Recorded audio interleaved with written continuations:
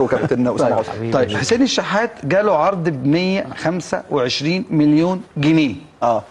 خش في الموضوع على طول. يعمل ايه؟ يقعد، ولو قعد بكام والتقدير المناسب كام، عشان احنا بنتكلم كده بلغه الارقام عشان نبقى واضحين قدام الناس. انا مش هكلمك بدبلوماسيه، هتكلم كمشجع. انا حسين الشحات شفت منه حاجات اتمنى ان يكمل في النادي الاهلي. انا كواحد بشجع الاهلي انا افرح ان حسين ياخد فلوس في الاهلي، وافرح ان حسين ياخد اعلى لعيب في النادي الاهلي ويوصل لكل حاجه. حسين ضحى في العين في الامارات عشان خاطر النادي الاهلي. حسين بجد بيحب. حسين اهلاوي بالمناسبه، مش بيلعب عشان ده اكل عيشه لا، حسين اهلاوي. في ناس انا ممكن اروح مكان اخد فلوس كتير قوي فغصب عني لازم ابقى موجود.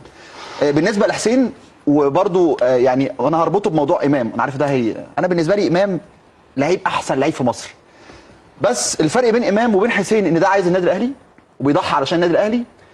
امام انا من الاول ما كنتش مرحب انه يبقى موجود، وقلت لك ده اكتر من مره. بس امام برضه عايز النادي الاهلي. خلينا واقعيين برضه يا شريف. اديني اماره واحده. عايز يعني قول لي حاجه واحده. عايز يتساوى بالناس. ده ما نزلش ستوري حتى قال ان الراجل مش وكيله. ده ما نزلش، ده بينزل ستوريز على حاجات على انستجرام في حاجات ما تستاهلش. انا شايف ان انت الكره في ملعبك.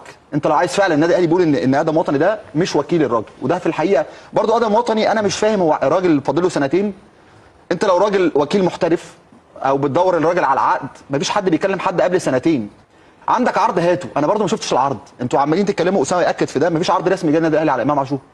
يعني حد يطلع يقول لي ان امام عاشور جاله عرض رسمي. بقى لنا سنتين نيوم جاله مش عارف الدوري الامريكي. طب انت يا ادم وطني راجل جامد جدا، طلع لنا عرض، وريني العرض.